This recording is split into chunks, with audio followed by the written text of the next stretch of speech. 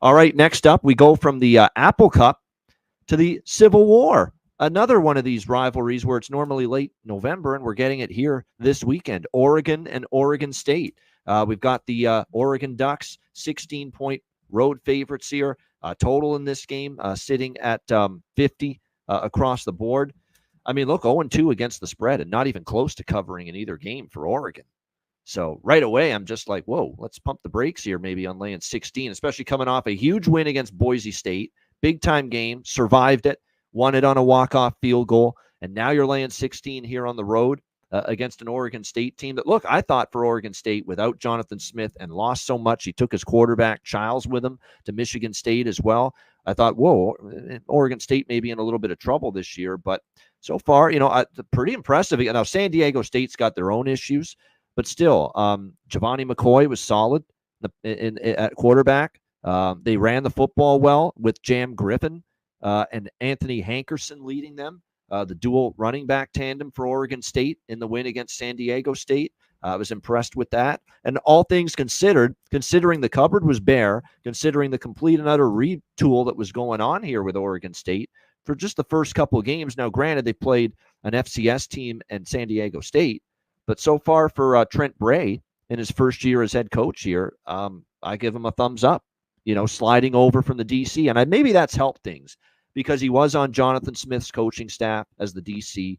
He slides over to the head coaching role, and maybe it's helped this Oregon State team, and the adjustment and the transition's been a little bit easier for them because of that.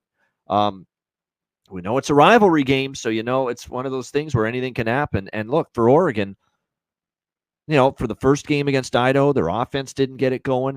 And then it was the Boise game where all of a sudden Dylan Gabriel and the offense played better and they got a big kick return touchdown. But then the defense struggled to contain it. Now, a lot of teams are going to fucking struggle to contain Ashton Genty. That guy's out of this world right now. He's fucking incredible. Unbelievable what we have seen from Ashton Genty here in the first two games of the season. But still, they haven't played complementary football, Oregon, in their first two games. The offense struggled against Idaho first game. Defense struggled against Boise in the second game. And you got to play complementary football if you're going to cover a number like this and play well for 60 minutes. So I haven't moved on this game yet, but it certainly looks to me, point spread wise, the power rating's been a little bit too high on Oregon in the first two games because they haven't come close to covering the number these first two games. And I'm not rushing out there in a rivalry game to lay 16 with them here. C-Mac, what do you think? Civil War. Yeah, last year too was one of those games. Oregon was clicking, beat them and covered the number, but normally this is tight, even when Oregon's really good.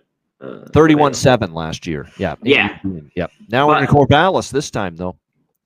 We're in Corvallis. I'm going to wait. I don't think this touches 17. I mean, I'll get the best number I can. I'm going to be on Oregon State. I was on that under. I mean, I didn't think the offense still has a little bit of issues with Oregon State, but this Oregon defense hasn't looked great. I thought the defense, even though San Diego State has their problems, to be able to shut them out, I thought was very, very good. Or nothing's just clicking like you mentioned with Oregon. They're week one, and it was all penalties too, just sloppy, a little sloppy again this week. Then big plays. Dan Lanning mentioned it. We got to clean it up. Yeah. Oh yeah, just total, and then big plays and just horrible 3-and-outs. And you mentioned the punt return, stuff like the defense looked flashy and good, and then they've just gotten gashed. I think there's just going to take more to get going here with this Oregon team. And this right now, this defense isn't very good. I'm all right at Oregon State. If I'm not mistaken, too, let me see what Oregon's got coming. Does Oregon have that? It's at UCLA, so it's not the biggest. I remember this game was last week down, but they'll be focused on this. But are they good enough right now? And are they playing just well enough at both sides of the football right now to cover? And look, I've been. The one thing that would concern me, and it concerned me last year when they played Oregon, is how do they handle that speed? They're just boatloads of speed again on this Oregon team. Is Oregon State able to contain that here this time around? I will mention, though, the last time in Corvallis with these two teams, wasn't it one of those barn burners? Yeah. In fact, Oregon State, the last two games here in Corvallis, they've won them outright. 38-34 a couple of years ago, and then 41-38 before that.